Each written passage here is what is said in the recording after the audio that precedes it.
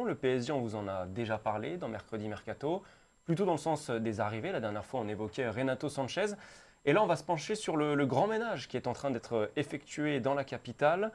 Il y a beaucoup de départs qui sont en train d'être actés ou qui ont déjà été actés. On va vous les rappeler. Les départs actés, c'est Arnaud Calimundo pour 20 millions d'euros.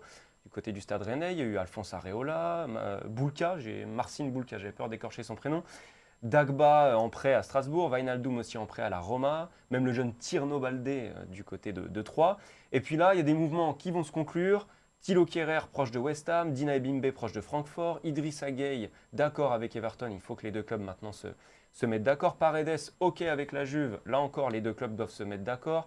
Navas vers Naples, Rafinha a priori proche d'aller au Brésil.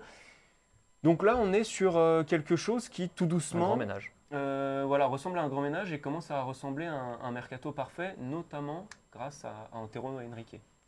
Oui, on en parlait, je crois que j'en parlais dans l'une des toutes premières émissions de la saison. Euh, Honnêtement, personnellement, moi, j'y croyais pas trop à ce grand dégraissage dont le PSG avait besoin, malgré la présence de Luis Campos, malgré le retour aux affaires d'Antero Henrique, malgré le fait que Christophe Galtier ait très clairement dit dès le début qu'il voulait travailler avec un effectif restreint à 22-25 joueurs, grosso modo, malgré aussi ce besoin de contenir les dépenses à 80 millions d'euros sur cette fenêtre estivale. Je pensais tout simplement que c'était mission impossible en raison de la situation contractuelle des joueurs indésirables entre guillemets au PSG et de leur salaire évidemment. Je pensais que c'était une mission impossible parce que c'est quasiment un cas unique en Europe, à l'exception peut-être de Manchester United justement. J'étais persuadé que c'était impossible. Finalement, on se rend compte que aussi bien Antero Henrique, Luis Campos, alors on a vu dans un article très intéressant de l'équipe publié hier, les deux travaillaient très bien en bonne communication, en bonne entente. J'ai quand même l'impression qu'ils ont réussi à faire ce que Leonardo n'avait pas réussi à faire, c'est-à-dire aller chercher les bons interlocuteurs pour pouvoir vendre. Je pense par exemple à Paredes, même si ce n'était pas le premier joueur à devoir quitter le Paris Saint-Germain. Paredes, on a vu que la Juventus s'apprêtait à faire partir Rabiot. Eh bien, le PSG a proposé une solution à la Juventus avec Paredes. Je pense aussi à Dina Mimbe, qui est peut-être le joueur dont on va le moins parler sur cet été, mais finalement, il se dirige vers l'Allemagne. Et là aussi, il y a de vrais arguments parce qu'on sait que des joueurs qui quittent le PSG ou même qui quittent la Ligue 1 pour aller en Bundesliga, ça fonctionne très bien.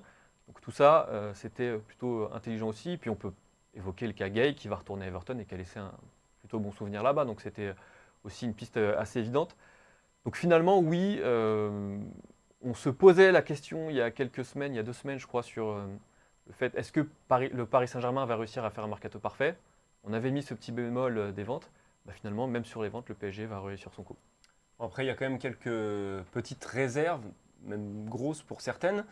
La première, c'est que déjà, il y a des cas qui ne sont pas réglés et des cas pas des moindres. Le cas Ander Herrera, par exemple, pourrait se terminer de manière assez compliquée pour le PSG, c'est-à-dire qu'ils vont résilier son contrat et qu'ils vont lui devoir une indemnité, donc ce n'est pas vraiment les plans initiaux. Herrera qui devrait rejoindre Bilbao. Il y a aussi Draxler, dont on n'a absolument pas entendu parler pendant ce mercato. Kurzawa, j'en parle même pas. Et puis Mauro Icardi. Donc ça, c'est quand même des dossiers assez lourds, vu les salaires des principaux intéressés, qu'il va falloir régler et qui ne sont pas tout à fait réglés, même loin de là.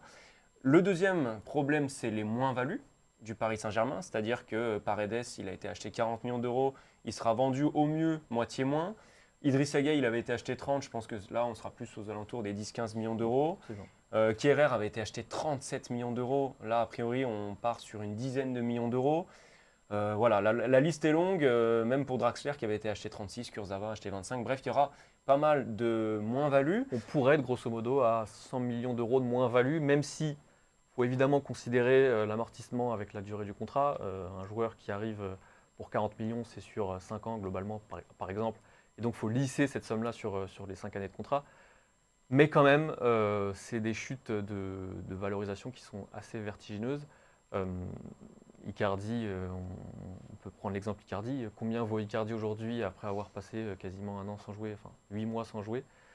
C'est très compliqué.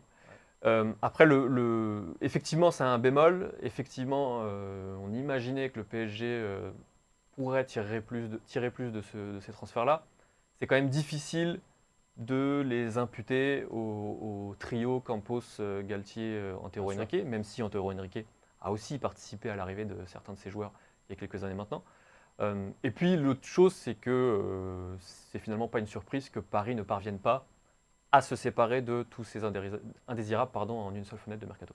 Oui, et puis il y a aussi le fait que là, pour certains joueurs, en tout cas, le problème est un petit peu repoussé l'année prochaine. Parce que Wijnaldum, rappelons que c'est qu'un prêt, Absolument. par exemple.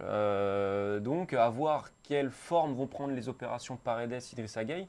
Est-ce que ce seront des transferts secs, des prêts avec option d'achat, des prêts avec obligation d'achat? Il y a encore pas mal de questions sans réponse. Une dernière chose que je trouve dommage, c'est le cas Arnaud Calimundo. Je sais que ça te chagrine. Ça me chagrine un petit peu parce que là, on entend quand même que le PSG veut compléter son attaque avec un attaquant supplémentaire et qu'en fait, il a été un petit peu contraint de vendre Calimundo. Je pense que c'était pas l'un des indésirables qui était sur le haut de la liste. Ils l'ont vendu pour une jolie somme, 20 millions d'euros, mais Calimundo, il aurait permis au PSG de se faire un D'avoir petit des peu solutions. moins de soucis sur cette fin de fenêtre estivale. Alors après, on peut se dire que Galtier a peut-être envie d'un profil complètement différent, plus grand, plus athlétique. C'est peut-être le seul argument. Et puis on peut imaginer qu'il y a aussi l'avis du joueur qui a compté, que lui voulait plus de temps de jeu. Mais effectivement, Paris s'est débarrassé d'un joueur qui était intéressant. Il y avait un gros potentiel, pour une somme certes intéressante, mais on sait que derrière, Paris dégraisse pour pouvoir racheter. Galtier attend toujours un joueur par ligne, un défenseur, un milieu de terrain, un attaquant. On évoquait Skriniar en défense, ça s'est un petit peu refroidi ces dernières semaines. Fabian Ruiz, lui, devrait arriver au milieu de terrain après tous ses départs, et reste évidemment l'attaquant. Ouais, donc on aura un PSG qui aura tous les postes doublés, à voir comment ça se passera derrière, mais plutôt intéressant en termes de qualité et de quantité d'effectifs du coup.